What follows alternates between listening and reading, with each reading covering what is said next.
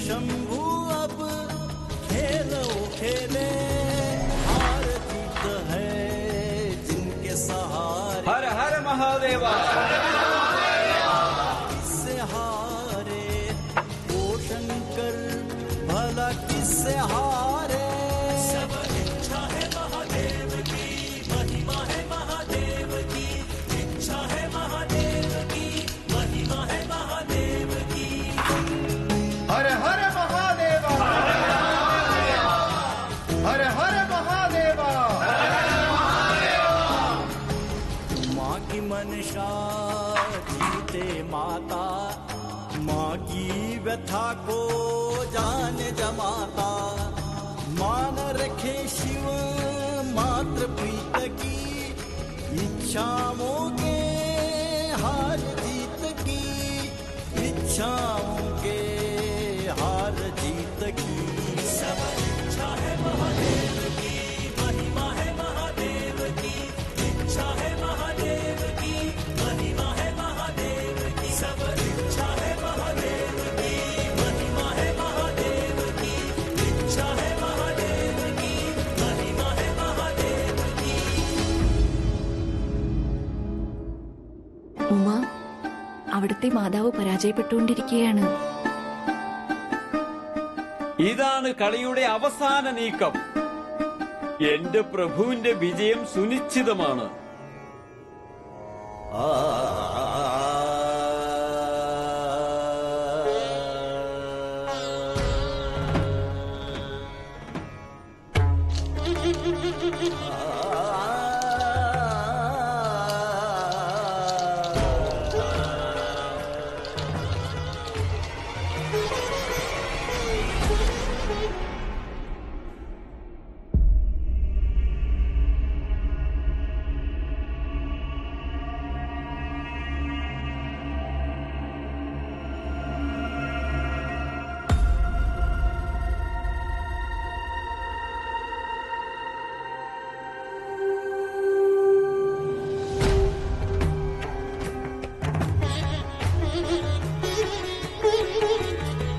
ഞാൻ പറഞ്ഞിരുന്നില്ലേ മഹാദേവ,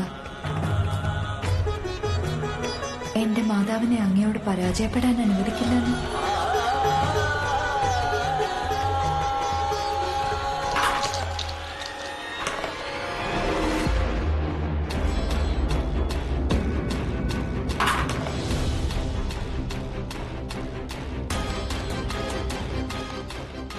ഇതാ എന്റെ പ്രഭു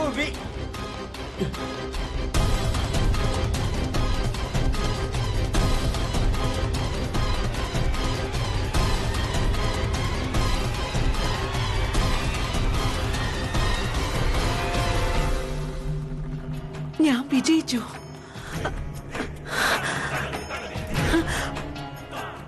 പാർവതി നോക്കൂ, ഞാൻ വിജയിച്ചു, ഞാൻ വിജയിച്ചു.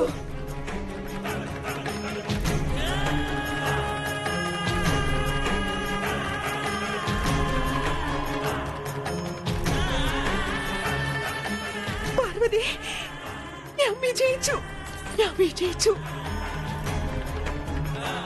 ഞാൻ വിജയിച്ചു.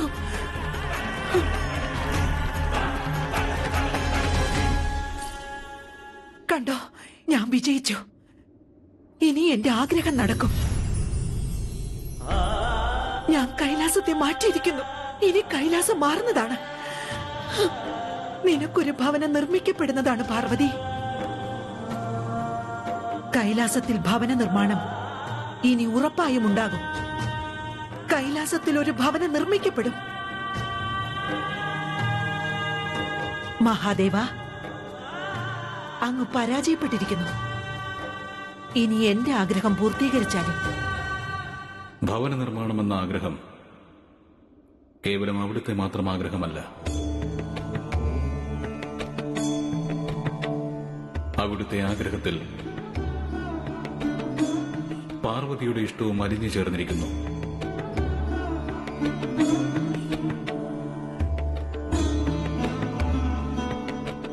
അതുകൊണ്ട് തന്നെ കൈലാസത്തിൽ ഭവനത്തിന്റെ നിർമ്മാണം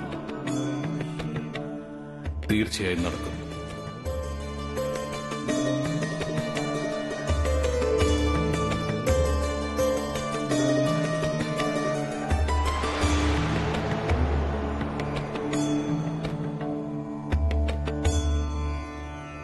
ഭവനത്തിന്റെ ശില്പി ആരായിരിക്കും? ഭവനത്തിന്റെ ശില്പിയാവുക എന്റെ ഭക്തനായിരിക്കും. ജ്ഞാനത്തിലും കലയിലും നിപുണനായ രാവണൻ.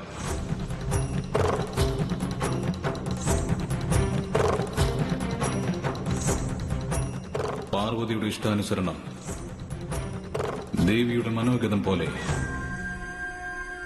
ഭവനം നിർമ്മിക്കുന്നതായിരിക്കും. നന്ദി, പ്രഭു, പോകൂ. പോയി രാവണനെ സന്ദേശം അറിയിക്കൂ. വേഗം തന്നെ കൈലാസത്തിലെത്താൻ. ഉത്തരവ് പോലെ പ്രഭു.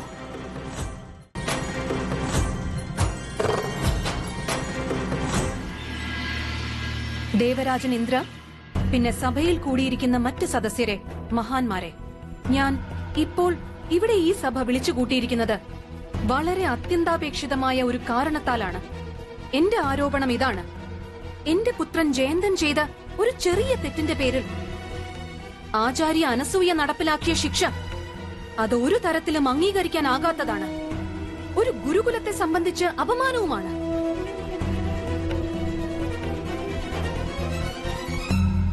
ആചാര്യ അനസൂയ, ഈ ആരോപണത്തിനെതിരായി അവിടുത്തേക്ക് എന്തെങ്കിലും ന്യായീകരണം?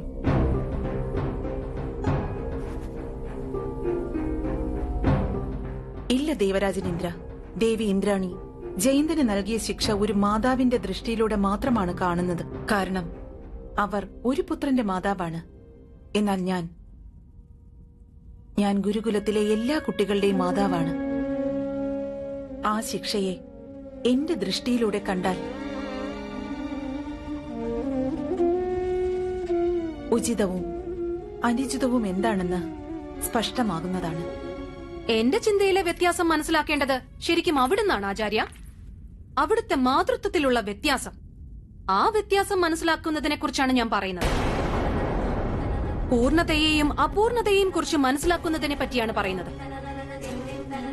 ഞാൻ കേവലം ഒരു പുത്രന്റെ മാതാവെന്ന നിലയിൽ തന്നെ പൂർണ്ണയാണ്. എന്നാൽ അവിടുന്ന് ആ കാര്യത്തിൽ അപൂർണയാണ് ആചാര്യ അനസൂയ. കാരണം അവിടുന്ന് സന്താനങ്ങളില്ലാത്തവളാണ്. തെറ്റുകളെല്ലാം തന്നെ ഈ ഗുരുകുലത്തിലെ ഉപദേശക സമിതിയുടേതാണ്.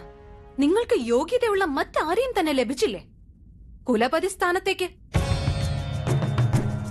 ഗുരുകുലത്തിലെ ശിഷ്യന്മാരുടെ ഭാവി ഏൽപ്പിച്ചിരിക്കുന്നത് ഈ നിർഭാഗ്യവതിയുടെ കൈകളിലും.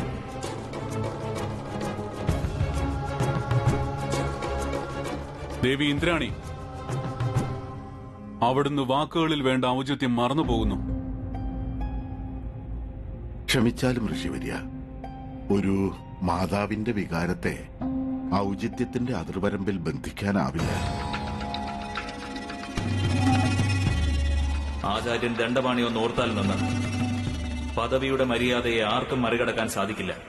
സ്വന്തം പദവിയെ ബഹുമാനിക്കേണ്ടത് നമ്മുടെ എല്ലാം തന്നെ പരമമായ കർത്തവ്യമാണ്. പക്ഷേ സന്താനങ്ങളില്ലാത്ത ഒരുവളെ കുലപതിയാക്കുന്നത് ഒരു തരത്തിലും ന്യായപൂർണമല്ല. അങ്ങനെയുള്ള ഒരാൾക്ക് ഈ പദവിയിൽ തുടരാൻ യാതൊരു അധികാരവുമില്ല.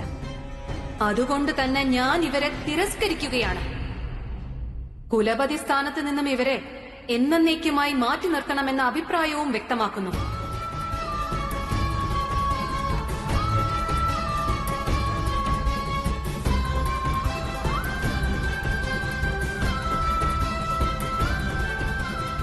എന്റെയും അഭിപ്രായം അതാണ് ദേവരാജൻ.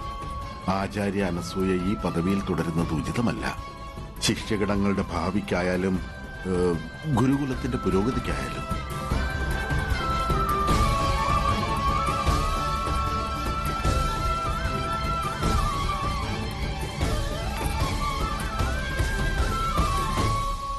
നിങ്ങളാരും എന്റെ അഭിപ്രായത്തോട് യോജിക്കുന്നില്ല എങ്കിൽ തിരഞ്ഞെടുപ്പ് തന്നെയാണ് ഉത്തമമായ മാർഗം.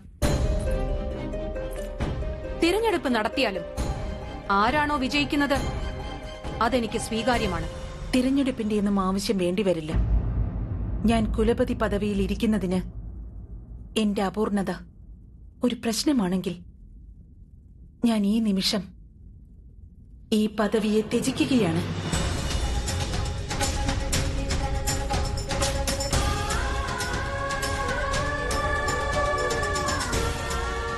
ഞാൻ പ്രഖ്യാപിക്കുകയാണ്, ഇപ്പോൾ ഞാൻ ഇതിന് അർഹയാകുന്നുവോ അതുവരെ ഞാൻ കുലപതി പദവിയിൽ ഇരിക്കുകയില്ല.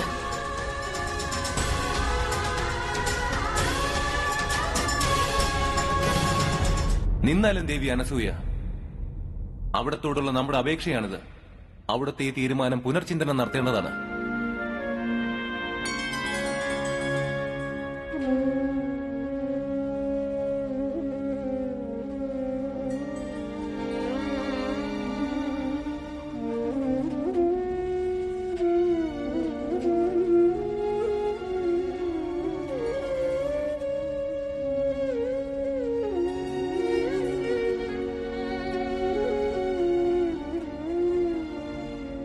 ഇവിടെ സഭയിൽ ഉപസ്ഥിതരായ എല്ലാവരുടെയും മുൻപിൽ ഞാൻ പ്രഖ്യാപിക്കുകയാണ്, ഞാൻ ദുർബലയല്ല, ഞാൻ നിസ്സഹായ അവസ്ഥയിലല്ല. ഞാൻ മഹാസതിയാണ്, മഹാസതി അനസൂയ. എന്നിൽ അത്രയും ശക്തിയുണ്ട്. ഞാൻ ആഗ്രഹിച്ചാൽ എന്റെ സാത്വിക ശക്തിയുടെ ബലത്തിൽ സൂര്യനെ പോലും തടയാനാകും. ഭൂമിയുടെയും മറ്റ് ഗ്രഹനക്ഷത്രങ്ങളുടെയും സഞ്ചാരം വ്യതിചലിപ്പിക്കാം. വലിയ കൊടുങ്കാറ്റിനെ പോലും നിയന്ത്രിക്കാനാകും. അഥവാ എന്റെ നിയന്ത്രണത്തിന് അതീതമായ ഒന്നുണ്ടെങ്കിൽ അത് എന്റെ ഗർഭധാരണമാണ്. ആ ഒരു കുറവ് കാരണം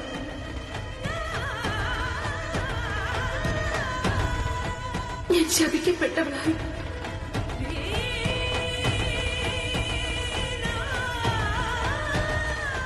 അപശകുനമായി തീർന്നു.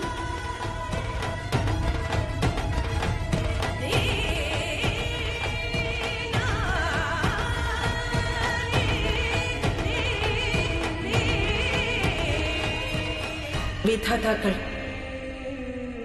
അതായത് ത്രിമൂർത്തികൾ, എന്റെ വിധിയെ മാറ്റിയേ തീരൂ. ഇപ്പോൾ ത്രിമൂർത്തികൾ 3 പേരും നമ്മുടെ ഗർഭത്തിൽ എന്റെ സന്താനത്തിന്റെ രൂപത്തിൽ വന്നേ മതിയാകൂ, വന്നേ മതിയാകൂ, വന്നേ മതിയാകൂ, വന്നേ മതിയാകൂ.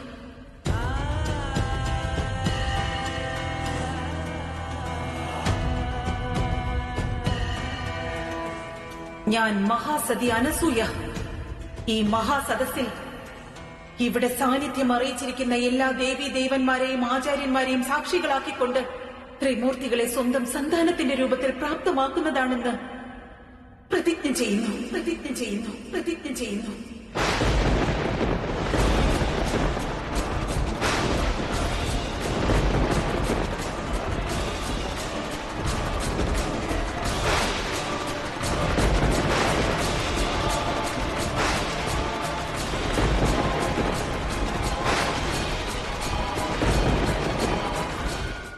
ജയ് ശിവശംഭോ.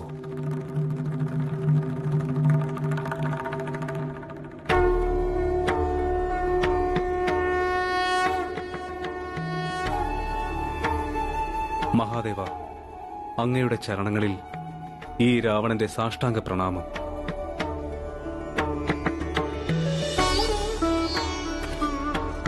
മാതാവേ, അവിടുത്തെ ചരണങ്ങളിൽ എന്റെ സാദര പ്രണാമം.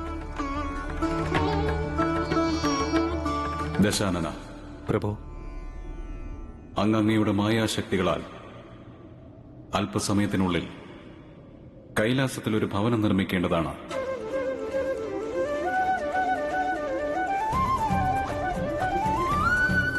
പക്ഷേ ഓർമ്മയിരിക്കട്ടെ, ഭവനത്തിന്റെ നിർമ്മാണം ദേവി പാർവതിയുടെ ആഗ്രഹപ്രകാരമാണ് നടക്കേണ്ടത്. ഭവനത്തിലെ ശില്പം മുതൽ ഭവനത്തിലെ എല്ലാ മോടി പിടിപ്പിക്കലും ദേവി പാർവതിയുടെ ആഗ്രഹപ്രകാരമായിരിക്കണം. ഉത്തരവ് പോലെ പ്രഭു, അങ്ങനെ തന്നെ നടക്കും. പക്ഷേ എന്താണ് രാവണ? അല്ലയോ മഹാദേവ, അവിടുന്നാണ് പരമശക്തി. സ്വയം കണ്ണു ചിമ്മുന്ന സമയം കൊണ്ട് തന്നെ സമ്പൂർണ്ണ പ്രപഞ്ചത്തിന്റെയും രചന നടത്തുവാൻ സാധിക്കുന്നവൻ. ആ പരമശക്തി തന്നെ അങ്ങേ എന്തിനു വിളിപ്പിച്ചുവെന്ന് മനസ്സിലറിയാനുള്ള ആഗ്രഹമുണ്ടല്ലേ? തീർച്ചയായും പ്രഭു. അങ്ങ് ദീർഘദൃഷ്ടിയുള്ളവനാണ്. ഇന്ന് അങ്ങേക്കുള്ള പരീക്ഷണമാണ് രാവണ. ഒരു ഭക്തൻ സ്വന്തം പ്രഭുവിന്റെ ഭാവത്തെ എത്ര നന്നായി മനസ്സിലാക്കുന്നുവെന്ന് അറിയണമല്ലോ. ഇതെന്റെ സൗഭാഗ്യമാണ് പ്രഭു. മാതാവേ, പറഞ്ഞാലും അവിടുത്തെ മനസ്സിൽ എപ്രകാരമുള്ള ഭവനമാണ് സങ്കല്പിച്ചിരിക്കുന്നത്? ഞാൻ പറഞ്ഞു തരാം. ഭവ്യമായത്, അത്ഭുതകരമായത്. ഇതുപോലൊരു ഭവനം പ്രപഞ്ചത്തിൽ മറ്റൊരിടത്തും തന്നെ ഉണ്ടാവരുത്. പിന്നെ ഒരു കാര്യം, ഈ ഭവനം സമ്പൂർണ്ണ കൈലാസത്തിലുമായി നിർമ്മിക്കണം.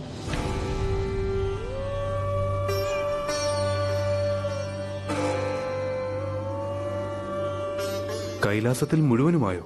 അതെ, കൈലാസം മുഴുവനുമായി ഒരു ഭവനം നിർമ്മിക്കാൻ സാധിക്കില്ലേ?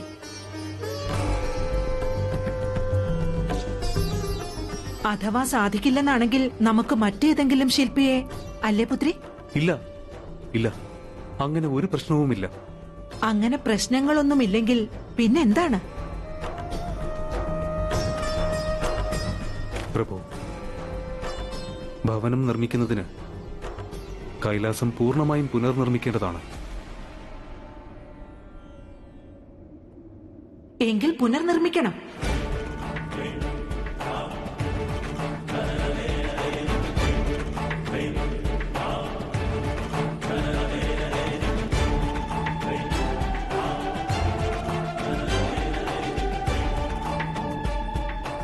മഹാദേവ,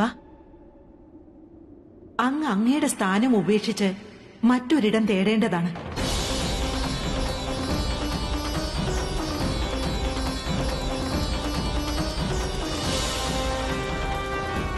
നമ്മുടെ പ്രഭു ഇവിടം വിട്ട് ഒരിക്കലും എവിടെയും പോകില്ല. ഭവനം നിർമ്മിക്കണമെങ്കിൽ നിർമ്മിച്ചോളൂ, നിർമ്മിക്കണ്ടെങ്കിൽ നിർമ്മിക്കണ്ട.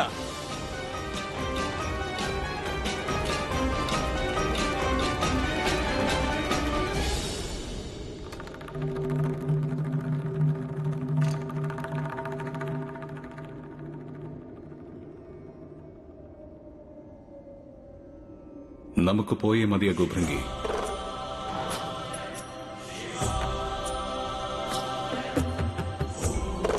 ശൂന്യമായ ഇടവും സ്ഥാനഭ്രംശവും അതുതന്നെയാണ് നവനിർമ്മാണത്തിന്റെ അടിസ്ഥാനം.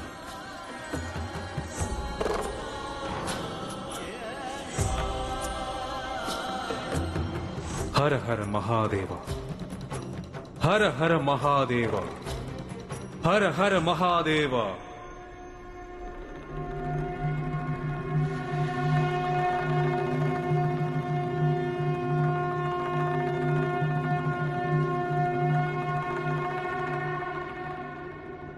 നാം പറഞ്ഞതിന്റെ ഉദ്ദേശം? നിശബ്ദനായിരിക്കൂ അങ്ങ്, നിശബ്ദനായി. നമ്മുടെ അടുത്ത് നിന്നും അകന്നു മാറി നിൽക്കൂ. ശരണം അഭ്യർത്ഥിച്ച് ഇവിടേക്ക് വന്നിട്ട് നമ്മുടെ മഹാദേവനെ പോലും സ്വയം ശരണാർത്ഥിയാക്കി മാറ്റി. അങ്ങുണ്ടാക്കിയ പ്രതിസന്ധിയിൽ എന്റെ സ്വാമി മഹാദേവന് പോലും മറ്റൊരു സ്ഥാനം കണ്ടെത്തേണ്ടതായി വന്നു. ലജ്ജ തോന്നുകയാണ് അങ്ങയോട്, ലജ്ജ.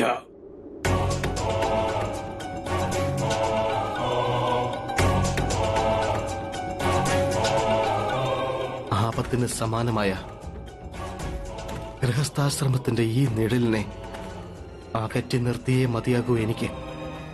എന്തെങ്കിലും അനർത്ഥം സംഭവിക്കുന്നതിന് മുൻപായി രക്ഷപ്പെടാനുള്ള മാർഗം നാം അന്വേഷിച്ചേ മതിയാകൂ.